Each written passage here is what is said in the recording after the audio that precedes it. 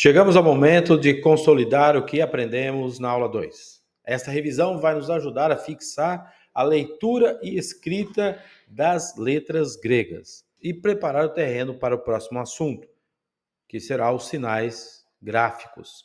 Durante a aula, você vai responder junto comigo e depois poderá baixar o PDF com atividades extras lá no Classroom. Se você ainda não está inscrito na turma do Classroom, é só pedir nos comentários do vídeo. A única exigência que eu peço é essa. Coloque no comentário do vídeo que você está assistindo. Eu quero entrar na turma do Classroom para ter acesso aos PDFs, né, apostila da aula, claro, com muito mais conteúdo, porque às vezes não dá para passar tudo nos vídeos, e os exercícios e todos os vídeos ali na sequência para você assistir na ordem e no tempo que você quiser. É um ambiente de aula mesmo, preparado para isso.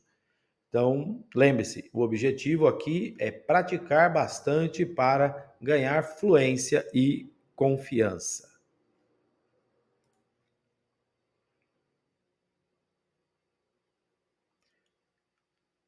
Relembrando o alfabeto grego. Então, vamos revisar. O alfabeto grego possui 24 letras, cada uma com sua forma maiúscula e minúscula, e sons próprios. Saber a ordem correta é importante, não só para a leitura, mas também para consultar dicionários, concordâncias e léxicos. Se você já memorizou, ótimo. Se ainda não, este é o momento de reforçar.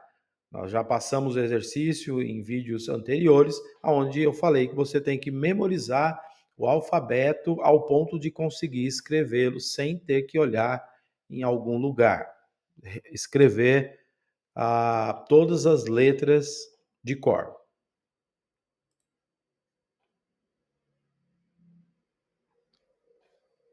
Vogais curtas e longas. No grego, as vogais se dividem em curtas e longas. Curtas, nós temos aí o épsilon e o ômicron. E longas, nós temos o eta e o ômega. As variáveis são alfa, iota e y. As variáveis, elas podem ser curtas ou longas. Vai depender da palavra em que elas se encontram. Consoantes simples e compostas. As consoantes podem ser simples, aspiradas ou duplas. Nós temos aí as simples: beta, gama, delta, kappa, lambda, mi, ni, pi, rho, sigma e tau. As aspiradas são fi, ri e theta. Elas são chamadas de aspiradas justamente porque são pronunciadas soltando mais ar. E as que são consideradas duplas é o xi e o psi. Dá para ver que o som, né, tem duas letras aí no som, né, de xi e psi. Essa divisão ajuda a entender a formação de sílabas e as regras de combinação de sons no grego. Vamos para o nosso primeiro exercício: identificação das letras. Eu vou colocar uma letra na tela e eu quero que diga em voz alta que letra que é. Por exemplo, se eu colocar um alfa, você olha e vai falar alfa. Esse é o exercício. Eu vou dar alguns segundos antes de mostrar a resposta para que você possa tentar sozinho, certo? Então, talvez aí uns 3, 4 segundos aí é suficiente para você falar. Eta, xi, fi, ômega, sigma.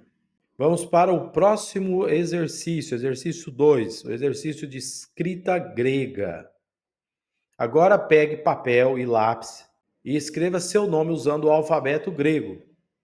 Primeiro, faça em letras maiúsculas, depois em minúsculas. Isso vai ajudar a memorizar a forma das letras e o movimento da escrita. Se não souber como adaptar algumas letras, use o som mais próximo. Agora pegue papel e lápis e escreva seu nome usando o alfabeto grego.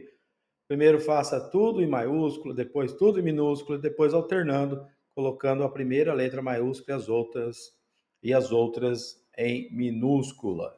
Eu coloquei meu nome escrito em estilo moderno, com letras minúsculas e acento agudo no alfa de Márcio, que é exatamente como é no português, e no iota, no teens, para marcar a tonicidade. Perceba que no grego todas as palavras têm acento aonde quer marcar a tonicidade da palavra, que facilita para a gente ler. Por exemplo, quem não sabe a pronúncia do meu nome, né? Como vai saber se a pronúncia está aqui no i, se é um estrangeiro, por exemplo, né? Então ele poderia, em vez de falar Martins, falar Martins, né? Márcio Martins. Mas não é Márcio Martins, é Márcio Martinez. Tanto é que no inglês é Martin. Martin. Porque para eles a tônica está aqui mesmo, como no Márcio. Então, mas no grego fica fácil a gente identificar aonde está a tônica.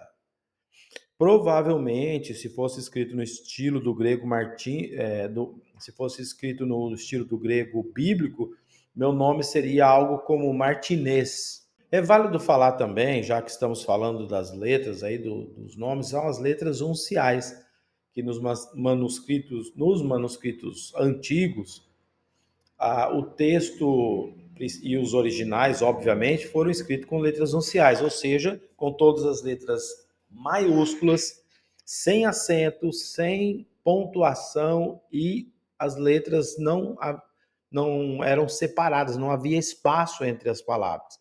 Tudo era escrito em sequência contínua, sem parágrafos, sem nada.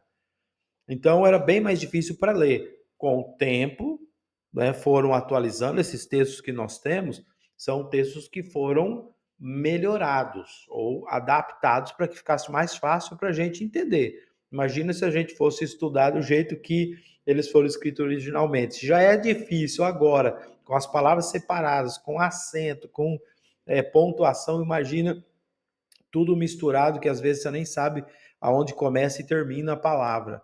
Então hoje está um pouco mais fácil e é por isso que fizeram toda essa separação com base nas escritas modernas.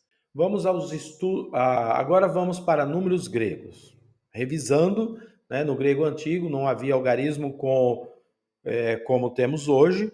Os números eram representados pelas letras do alfabeto. Por exemplo, o alfa, o 1, o beta, o 2, o gama, o 3 e assim por diante. O iota, o 10, o capa, o 20, e não nem sempre, por exemplo, o rho não tem o mesmo número da sequência ali do alfabeto. O rho representa o 100 e o sigma representa o 200. Então, uma vez se identificando o que cada letra representa, fica mais fácil para a gente entender. Nós já vimos isso numa aula a respeito dos números, que é algo um pouco parecido aí com o algarismo romano que nós conhecemos. Agora vamos fazer então um exercício. É o nosso exercício 3 aqui. O que você tem que fazer? Converta os números que vão aparecer aí na tela para a forma grega. Depois nós faremos o contrário, transformar as letras em números. Lembre-se de observar a ordem e o valor de cada letra. Eu vou dar um tempinho aí para vocês antes de mostrar a resposta. É epsilon. E o 12? Iota, beta. O iota não representa o 10, o beta é o 2. Né? Então, o 12. E o 30? O 30, se você já olhou naquela tabelinha lá e já aprendeu os números, é a letra lambda. Agora vamos para o quarto exercício, que é leitura de palavras. Eu vou colocar a palavra, dar um tempinho para você ler e depois eu faço a pronúncia e depois eu faço a leitura da palavra. Logos, agape. Quero destacar aqui que o agape, o acento está, a tônica está no Gá e não no primeiro A, ágape. É uma confusão que alguns fazem, eu acho, porque tem um sinal em cima do primeiro alfa e alguns pensam que aquilo ali é um acento. Aquilo não é um acento. Palavras que começam com vogal têm aspiração. Tem aspiração branda e áspera, que nós vamos estudar, que é a branda é como se fosse um H mudo, que é o caso aí. Então, por isso você fala agape. E a áspera, você pronuncia a aspiração ou o espírito como um H do inglês. Se aqui fosse áspera, seria ha-gape. Mas não é a branda. Então, por isso é agape. E o segundo alfa, ele tem, de fato, um acento. Por isso que a tônica está aí. E essa aqui nós vimos, nós temos são três palavras bem escolhidas aí com relação ao acento, né? A primeira, logos, logo na primeira sílaba, agape na segunda sílaba, e aqui nós temos matetes, matetes, que é na última sílaba atônica. Parabéns por chegar até aqui. Hoje nós revisamos aí o conteúdo da aula 2, praticamos a leitura, escrita e alguns números e demos os primeiros passos para reconhecer palavras completas aí no grego bíblico. Na nossa próxima aula vamos trabalhar com os sinais gráficos, que já comecei a dar uma pincelada aqui nessa aula, e se você quiser mais, e para que você tenha todo o material completo, é só entrar no Classroom. Peça aí no comentário do vídeo, eu envio para você o link do Classroom, onde você terá todos os PDFs da aula completa e os exercícios extras. Até a próxima aula. Tchau, tchau.